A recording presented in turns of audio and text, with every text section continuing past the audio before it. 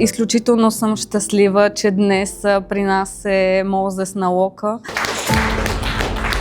Точно преди 1 година ние се срещнахме за първи път и аз смея да твърдя, че той промени моя живот. Искам да подчертая едно важно нещо. create stars. Аз не създавам звезди.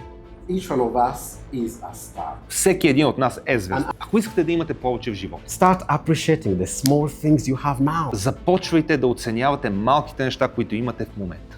Удържите на думата, която сте дали на себе си. This will help you to boost your confidence. И това ще ви помогне да повишите самочувствието си. Когато се замислим за богатството, I think that society has limited it only to money. мисля, че обществото го ограничило само до пари. Don't chase money. Не гонете пари. Do you know what you have to do? Знаете ли какво трябва да направите? Ако някой ви каже, че ще изкарате пари бързо, Please. умолявам Stay away ви, from that. стойте настрана. Money will follow Парите ще дойдат, because you become a magnet. защото вие ставате магнит. Трябва да правите грешки, Because that's how you grow. защото така растете.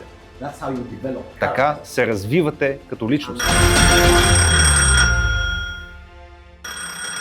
Ако имате майка си или баща си, които да ви звънат по телефона, You are rich enough. вие сте достатъчно богати. You Нещо те докосна and some healing will start. и в момента се възстановяваш. Don't try to resist it. Не го спирай.